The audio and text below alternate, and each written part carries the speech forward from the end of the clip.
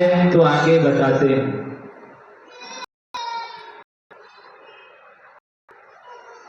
आनंद निर्भर, ये तो पता नहीं कहां से कहां आ गया।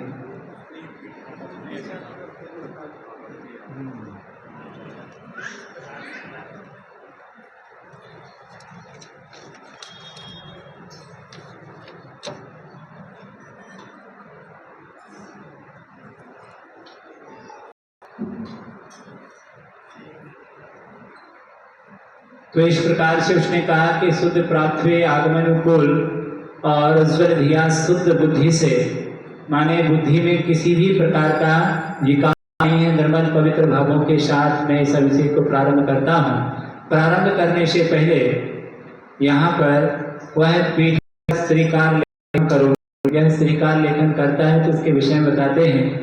पीठ किलपते विस्ताक्ष तौघे श्री प्रस्तरे पूर्ण शशांक कल्पे श्रीवर्त के चंद्र मसीति वार्ताम संस्थापयन्ते श्रीमान लिखामी।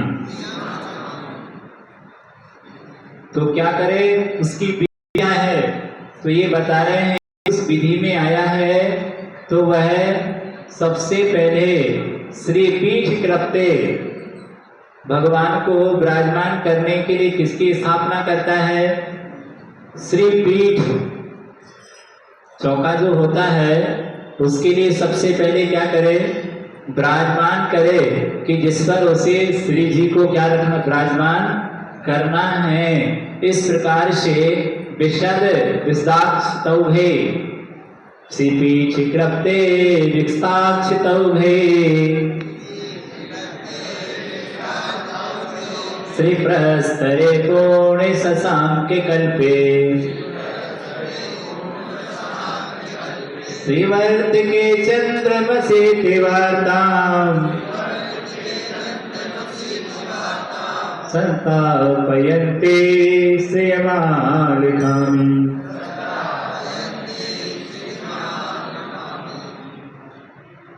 तो एक, हाँ बोलिए एक बार।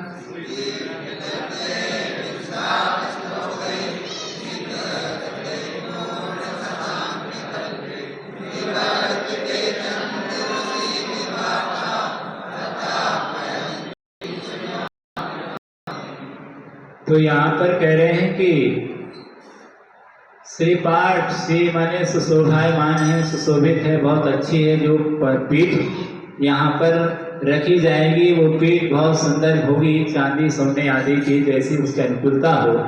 तो कह रहे हैं ऐसी पीठ पर जो कैसी विशद अक्षत हो गई, तो विशद माने पवित्र निर्मल, अक्षत ओ माने समूह के, अक्षत आदि ओग आदि वहाँ पर जो चंदन आदि को अर्पण करता है आदि वो वहाँ पर रखे। और फिर श्रीवर्त के चंद्र और इस प्रकार वह उससे सुशोभित करता हुआ, और श्रीवर्त के चंद्र मसीति वार्ता क्या करता हुआ, वह ऐसे श्री शोभा से जो क्या है युक्त है, सहित है, संपन्न है, ऐसे चंद्रम माने चंद्रमा में लिखी हुई, आज की लिखी हुई समान कह दिया इन्होंने, श्री के समान, ऐसा जैसे चंद्रमा पर श्री लिख देते ऐसा उज्जवल पवित्र वह पीठ को उस पर लिख दिया गया है। तो इस प्रकार से वह संस्थापयन्ति जो प्रकट करता है, करती है, ऐसे श्री प्रस्तरे पूर्ण शशांक कल्पे, ऐसा वह पूर्ण चंद्रमा के समान वह अत्यंत सुशोभित शोभायमान, उस पर श्रीमान लिखामी, मैं क्या करता हूँ उस पर श्रीधन करता हूँ, जिस पर श्री जी को क्या करना है, विराजमान करना है, जिस पर प्रकार से उस पर श्री का करो। इस प्रकार से उस पर पीठ पर उसने श्रीकारकों को लेखन कर, माने उसके भी महिमा बता दी। उस पीठ कैसा है, चंद्रमा के समान उज्जवल है, पवित्र है और अत्यंत सुंदर है, मनोज्ञ है, अक्षर चंदन आदि से युक्त है, ऐसा पवित्र, जहाँ पर भगवान को क्या करना है, जिस पीठ पर विराजमान करना है वो इतना पवित्र है। ऐसी उसकी पीठ रखने की विधि आपको उन्होंने बता दी। इस विधि में हम सबको सम्मिलित होना चाहिए। और आगे क्या कहते हैं, कनकाधिनिभम कम्रम पावनम पुण्यकार्यम स्थानी परम पीठम जिनस्नपनाय भक्तितः। तो कहते हैं कि वह कनकादि, कनकादि, कनक तो सबको ही मालूम है, कनक का क्या होता है, स्वर्ण। और ऐसे स्वर्ण के समान निभम कमरम पुण्य कारणम, तो कह रहे हैं कम सुंदर पावन पवित्र और पुण्य कारणम, अन्य पुण्य के कारण हो।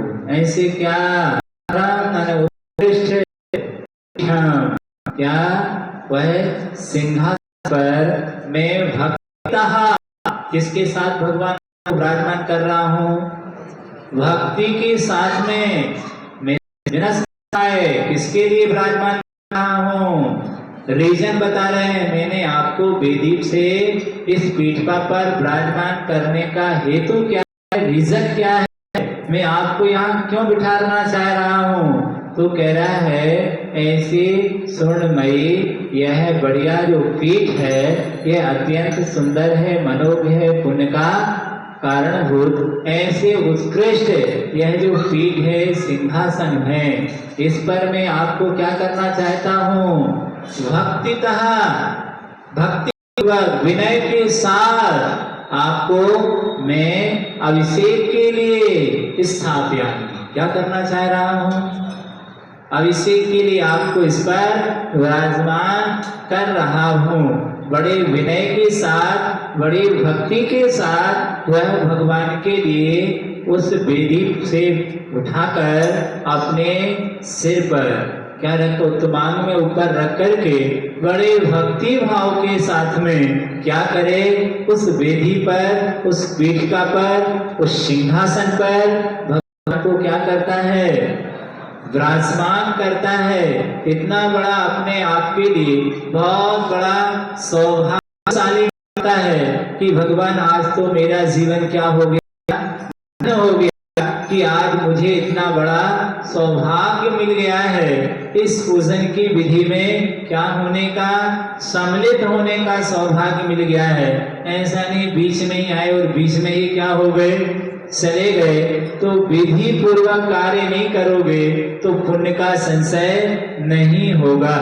विधि में से कार्य करने पर जो पुण्य का संचय होता है उस पुण्य को कहने में कोई समर्थ नहीं होता है।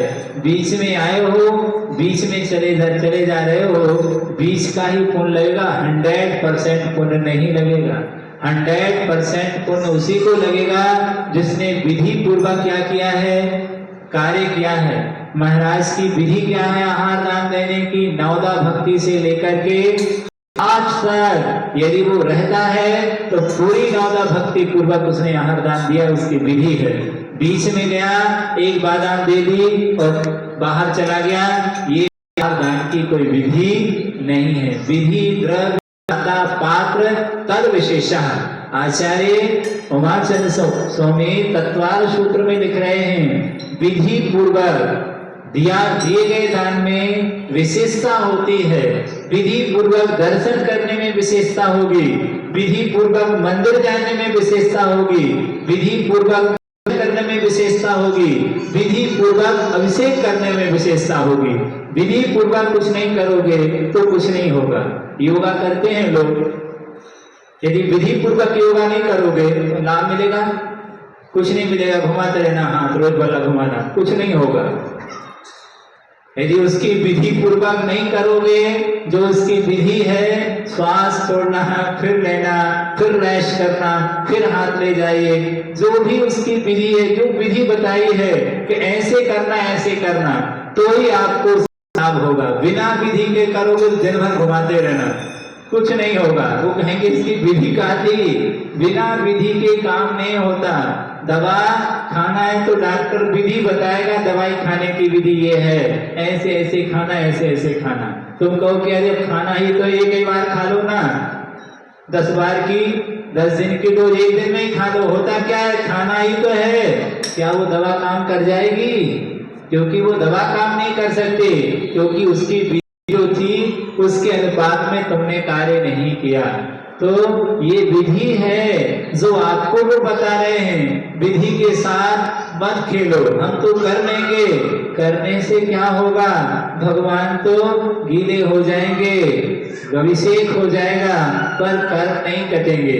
कर्म काटने के लिए हमें समय देना होगा, उस विधि को समझना होगा कि ये विधि ऐसा क्यों बता रहे हैं। तो कह रहे हैं कि कैसे भावों के साथ, बड़ी भक्तितः, बहुत भक्ति भाव के साथ में उस क्रिया को करता है। इस बात को हमेशा ध्यान में रखना कि श्रद्धा भक्ति बनाए रहना, कसाय का भाव ना आ जाए, प्रदर्शन का भाव ना आ जाए, दिखाने का भाव ना आ जाए, किसी को नीचा दिखाने का भाव ना आ जाए। उन्होंने पहले ही कह दिया कि उज्ज्वल धिया ध्यान सोता बुद्धि, परिणाम भावों को उज्ज्वल बना के रखे, पवित्र बना के रखे। परिणामों की विशुद्धि बिगड़ ना पाए, परिणामों की विशुद्धि बिगड़ जाएगी तो भगवान को छूने से कुछ नहीं मिलेगा। परिणामों की निर्मलता रखे, भक्ति पूर्वक में संकल्प लेता हूँ भगवान कि ये भक्ति पूर्वक ही मैं आपको छूंगा, श्रद्धा आस्था के साथ ही छूंगा। इस प्रकार के पवित्र परिणामों के साथ इस पूजन विधि को संपन्न करने जा रहा हूँ। ऐसे भावों के साथ में उस इसको संपन्न करता है। आगे आपको उठाने में कितनी बढ़िया वो आपको बता रहे हैं कि आपको ऐसे नहीं उठाना है, गाते यंत्र गाते बजाते हुए ढोल धमाका के साथ। देखो जब राजा एक निकलता है घर से, एक छोटा सा राजा, तब क्या होता है, कितने ढोल धमाके बजते हैं। क्या एक मुख्यमंत्री का होता है, कितने सूर्य पूरे नगर में शोर होता है, जगह जगह बधाई गीत गाए जाते हैं। अरे ये तो 3 लोग के नाथ हैं जिनको आप क्या करने जा रहे हो, 3 लोग के राजा उठाने जा रहे हो, तो कितने ढोल धमाका बजना चाहिए, कितना शोर होना चाहिए। पढ़ते ही हैं, धवल मंगल गार वाकुले जनिक रहे जन्म नाथ महम यजे। क्या कि भगवान का मंदिर शब्द क्या हो गया है, रंजायमान हो गया है, गूंज गया है जय जयकारों से। तो इस तरह से जब हम भगवान को उठाते हैं, उस पीठ पर विराजमान करते हैं, तो ऐसे भाव से विराजमान करो जैसे सौधर्मेंद्र साक्षात भगवान को क्या करता है, उठाता है। ऐसे ही अपने आप को एक पल सौधर्मेंद्र की कल्पना कर लो कि हम भी उस वक्त क्या हैं, क्या हैं, सौधर्मेंद्र हैं। वो पहले कह रहे हैं कि देव हैं, माने भगवान का अभिषेक करने वाले कोई मनुष्य नहीं है, सब क्या है, देव हैं, पवित्र हैं। इनका मन वचन काय सब पवित्र हो गया है। ऐसे पवित्र बन करके उस पवित्र परमात्मा को ये क्या कर रहे हैं, छू रहे हैं। ऐसे पवित्र भावों के साथ वह भक्तिता यह संकल्प करता है कि अब मैं भगवान आपका अभिषेक करूंगा, किसी प्रकार की शुद्धि मेरे में नहीं लगेगी। इस कलशों की स्थापना कर ली, की स्थापना कर ली, अब पीठ पर विराजमान समय हुआ है। तो कल करेंगे कि और उस क्रिया को कैसे संपादन करे। तो इस तरह से ये उसकी है। ऐसा यदि वो संपन्न करता